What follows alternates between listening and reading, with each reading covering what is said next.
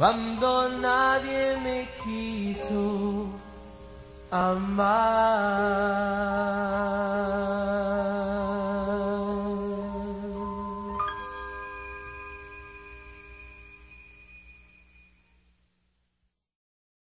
Primer porción del 1 al 4, ya lo vimos en Éxodo 27, 20 al 21, del aceite de las lámparas, para las lámparas. Después vamos a ver una sección del pan de la proposición. Después está el castigo del blasfemo, una situación ahí que un poco rara, pero la vamos a hablar brevemente. Salud. Pero el resumen del capítulo 24, del verso 1 al 4, dice: siempre alumbrará o arderá la lámpara con el aceite puro de olivas. En otras palabras, ¿quién es la luz del mundo? Cristo, ¿verdad? También nos dijo: nosotros somos la luz, debemos dar siempre testimonio, pero Él, en la Biblia también nos habla que cuando lleguemos a su presencia no habrá más necesidad, como dice el canto, ¿verdad? Más allá de, no, ese es otro, ¿verdad? Sí, también, no habrá necesidad, ¿verdad? De la luz ni de su calor, porque el Señor es luz, ¿verdad? Entonces, representante de que Él es permanente y para siempre, Él es luz, Él no es tinieblas, ¿verdad? Pero aquí en el verso 2 dice: manda a los hijos de Israel. En el 1 dijo, habló Jehová a Moisés diciendo, 2, manda a los hijos de Israel que te traigan para el alumbrado aceite puro de olivas, machacadas, para hacer arder las lámparas continuamente. Entonces ya pasamos de un calendario en el capítulo 23, anual, de 7 fiestas y sus tiempos. Ahora pasamos a lo que se hace durante la vida cotidiana, diariamente, perpetuamente, lo que se haría el resto del tiempo que no está celebrando una de estas fiestas, en servicio diario o algo que le nombraríamos rutina o ritual. Pero aquí va a notar conmigo en el verso 2, dice: manda a los hijos ¿de quién? De Israel. Es el único otro lugar, aparte de Levítico 6:1, donde se ordena. Es más que comunicar o impartir la voluntad de Dios. En los otros lugares dice: di a los hijos de Israel, o enséñales, o muéstrales, etc. Pero en Levítico lo encontramos en 2 lugares, Levítico 6:1 y aquí en el 24:2, que dice: manda, ordena. En las otras partes es aquí están los estatutos, los principios, háganlos, pero aquí es una orden directa del Señor, y no es de que lo otro no era directa, pero esto es una orden, ¿ok? Y pareciera raro porque, ¿será que el Señor nos puede ordenar? Es el único que tiene esa capacidad, ¿verdad? Que aunque le ordena a los hijos, ¿sabe qué le ordena a los hijos? ¿Cómo dice el versículo que dijiste, David? Instruye al niño en su camino del Señor, y cuando fuere viejo, no se apartará de él. También, ¿sabe qué nos dice la Biblia? Honra a tu padre y a tu madre, porque este es un mandamiento que viene con promesa. Así que les ordena el Señor a ustedes que se sometan y obedezcan a sus padres, y al obedecerle a su papá, a su mamá, le está obedeciendo al Señor, ¿verdad? Pero aquí hay un mandato del Señor, el 3. Dice: fuera del velo del testimonio en el tabernáculo de reunión, las dispondrá Aarón desde la tarde hasta la mañana delante de Jehová. Es estatuto perpetuo por vuestras generaciones. Es un mandato para todos los días de tu vida y la de los tuyos. Entonces el miércoles mirábamos de que había algunas reglas o normas que el Señor había puesto, que eran para el pueblo mientras vivía en el desierto. Pero habían unas que iban a aplicar cuando llegaran allá. Pero habían unas que habían sido dadas al inicio, como en Éxodo 20, los mandamientos que aplicaban desde ya y aplicaban continuamente. Habían algunas que solamente aplicaban mientras estaban en el desierto, y cuando llegaran a su destino final se dejarían de hacer. Pero habían unas que comenzarían a aplicarse cuando se llegaría allá. Así que hay mandatos para el desierto, hay mandatos para Canaán y para toda la vida, sin importar dónde estés. Entonces, ciertos mandamientos, esto es para que te siga, no importa dónde vives, a dónde te vayas, dónde estés. Esto aplica hoy y en el futuro perpetuamente. El 4 dice, sobre el candelero limpio pondrás siempre en orden las lámparas delante de Jehová.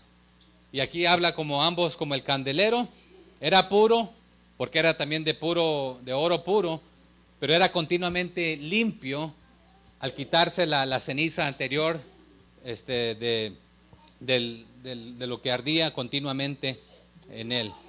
Pero aquí saltamos al verso 5 con el pan de la proposición. Dice, y tomarás flor de harina y cocerás de ella 12 tortas. Cada torta será de 2 décimas de efa. Y aquí es representante de las 12 tribus. Y lo más probable era también que eran preparados sin levadura. El verso 6.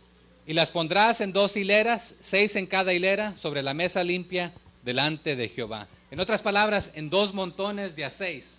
De este lado habrá 6 y de este lado habrá 6. Pero lo considera 2 filas, pero 6 de cada uno. Esto también permitía además que el pan no se enlamara la manera que estaba puesto aquí. El verso 7. Pondrás también sobre cada hilera incienso puro, y será para el pan como perfume, ofrenda encendida a Jehová. En otras palabras, olor fragante a Dios, y los sacerdotes eran quienes consumían este pan, y voy a explicar brevemente cómo sucedía. El verso 8. Cada día de reposo lo pondrá continuamente en orden delante de Jehová, en nombre de los hijos de Israel, como pacto ¿qué? Perpetuo. Esto también era el representante de las oraciones de los hijos de Israel, que eran traídas ante Dios en olor grato y fragante. Lo que sucedía es de que 2 sacerdotes, eran 4, pero uno de este lado quitaba los 6 panes de este lado y el otro quitaba los panes de este lado. Pero simultáneamente otros 2 sacerdotes traían 6 panes y el otro traía 6, y al mismo instante de quitarlos los anteriores se colocaban los nuevos panes. Y otra vez estaban dice en hilera o en fila de 6 y 6. ¿Y por qué lo hacían simultáneamente? Porque la orden había sido que perpetuamente este pan se presentara ante Dios. Entonces no había momento que no había pan, pero al quitarse el anterior se reemplazaba inmediatamente, simultáneamente. Entonces se tomaban 4 sacerdotes, 2 para quitarlo y 2 para ponerlo. Y el pan es símbolo de la presencia perpetua de Dios. Pero también nos dice después del Nuevo Testamento que Jesús es el pan de vida, que Él es Él es consistente y permanente también. Y los sacerdotes consumían el pan que se quitaba y el nuevo permanecía ahí hasta que se reemplazaba con el nuevo. Pero otra vez Jesús es el pan de vida, representante de El verso 9, y voy a avanzar un poco más rápido, ¿ok? Ya voy a concluir. Dice el 9, y será de Aarón y de sus hijos, los cuales lo comerán en lugar santo, porque es cosa muy santa para él, de las ofrendas encendidas a Jehová, por derecho perpetuo. De las muchas cosas relacionadas con el servicio nacional que se convirtieron en los beneficios de los sacerdotes, solo hubo 8 que debían consumirse por ellos dentro de los recintos del santuario. Y el pan es uno de los 8 que menciona aquí en este capítulo que estamos viendo. Pero le doy los 8 para los que toman nota.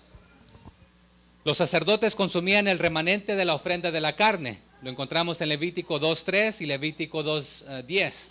Ellos consumían el número 2, la carne de la ofrenda por el pecado. Lo encontramos en Levítico 6:26. Consumían de la ofrenda por la transgresión. Levítico 7:6. Consumían el log del aceite de leproso. Levítico 14:10. También les traían una gavilla o consumían el resto del homer. Lo encontramos en Levítico 23 del 10 al 11.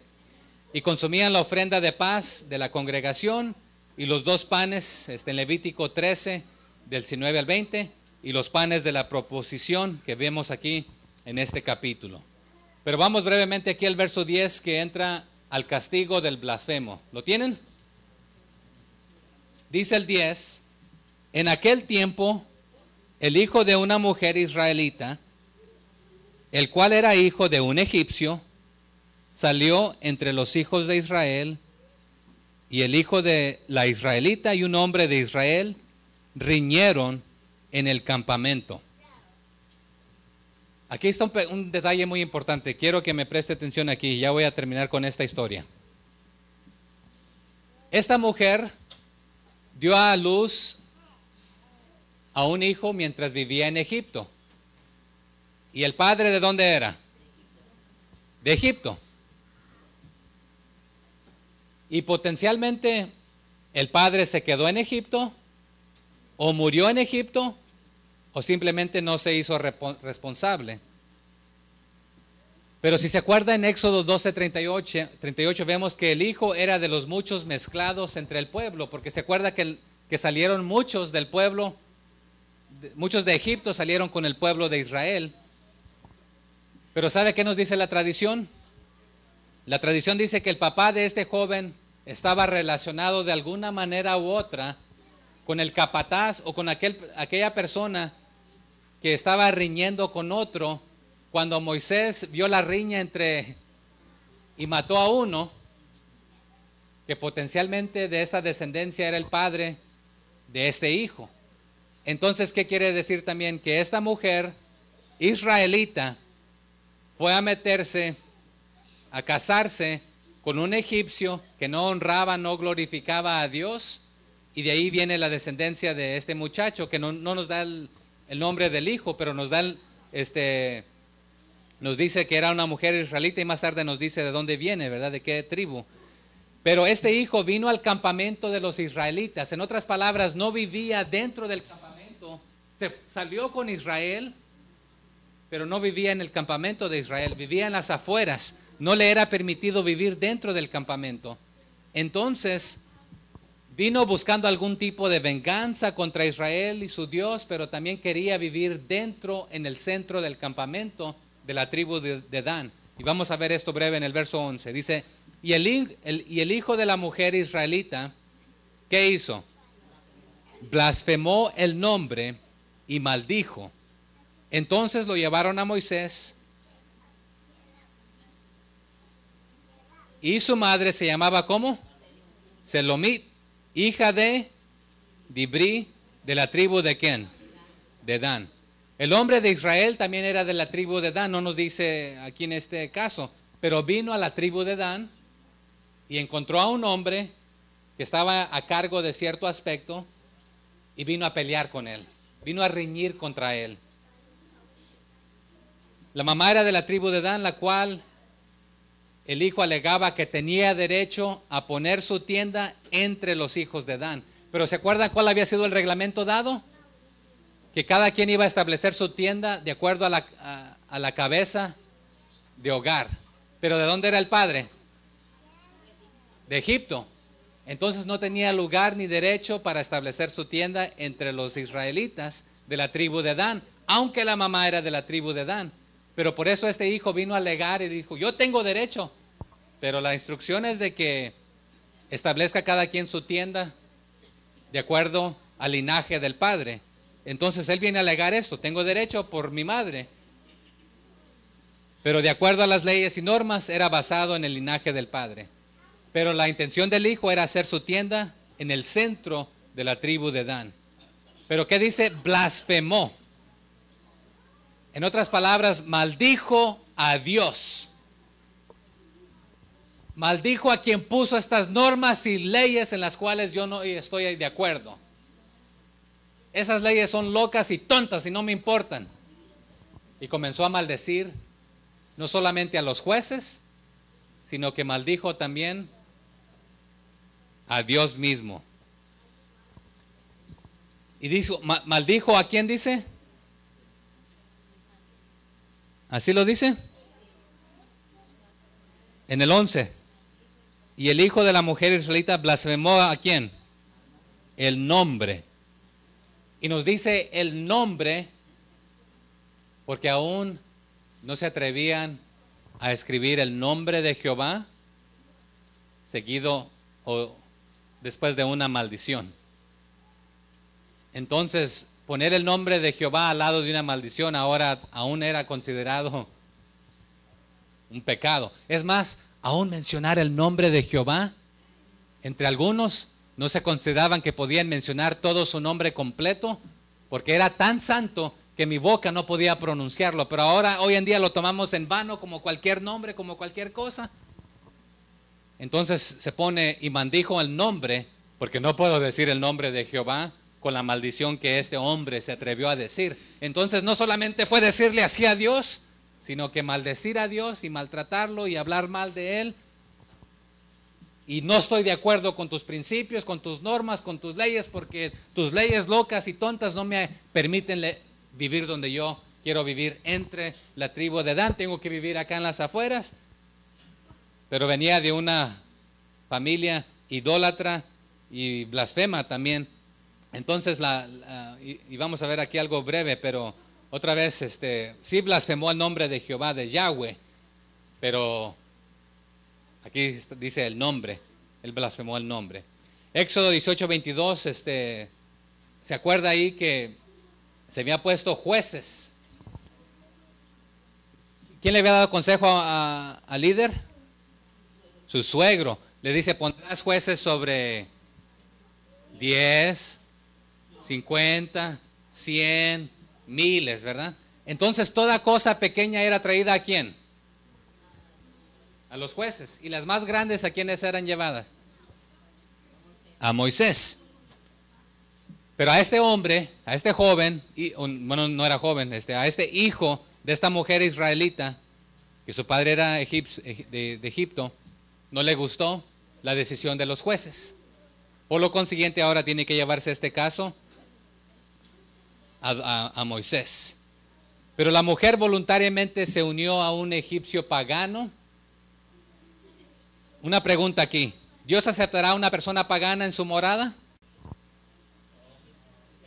Solamente si se arrepiente, ¿verdad? Porque después nos da en el Nuevo Testamento quiénes no entrarán en el cielo. Nos da una lista, ¿verdad? Que el que hace esto, el que hace aquello, que practica esto, que practica aquello. Pero dice también en el Nuevo Testamento, todo esto eran ustedes en algún tiempo. Pero el Señor nos ha perdonado, nos ha limpiado. Entonces es la única manera que nos va a aceptar.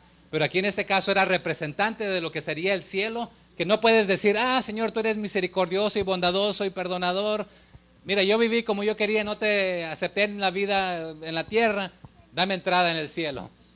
¿Será que se valdrá? No. Entonces esto es representante hasta cierto punto otra vez de esto, ¿verdad? Y el 12, y lo pusieron en la cárcel hasta que les fuese declarado por palabra de Jehová. Porque lo llevaron a Moisés,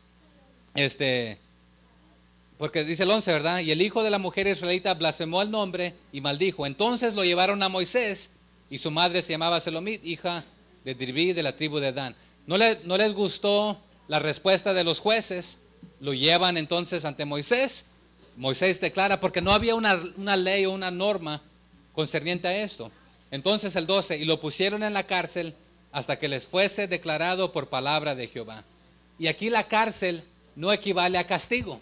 Hoy en día la cárcel se considera como castigo o condena, pero aquí la cárcel no era castigo o condena. Es más, en ninguna de los principios de Moisés lo vemos como un castigo. Claro, en Egipto era como castigo porque José cayó en la cárcel, ¿verdad? Pero aquí equivale a un lugar seguro mientras espera su turno para venir ante Moisés para ser juzgado. Así que no existía una condena hacia la persona que maldijere a Dios mismo. Dios no había dado un estatuto o un principio. Esto sucederá cuando alguien me maldiga a mí. Entonces, vamos a preguntarle. Y aquí reciben respuesta. Y la respuesta es muerte. ¿Y sabe cómo fue que murió? Apedreado por toda la congregación. Y después nos da aquí reglas y normas adicionales y castigos adicionales, recordando algunos, ¿verdad? Pero para recordar es de que Dios es santo y sin santidad no podemos ver al Señor, no podemos entrar al lugar, a su morada. Pero vamos a continuar con nuestros estudios entre semana. Así que gracias por continuar participando, colaborando, compartiendo ahí lo que el Señor les está enseñando. Y mañana continuamos en el capítulo, ¿cuál? 25. ¿Okay? Y continuamos ahí entre semana. Así que el blasfemar a Dios es que muerte segura. Y el único pecado que el Señor no perdona es la blasfemia contra Él, del Espíritu Santo, rechazarlo, no aceptarle, decirle que sus planes son locos y tontos y por lo consiguiente no creo en Él. Entonces no tendrás entrada en el cielo por blasfemar contra Dios. Vamos a orar.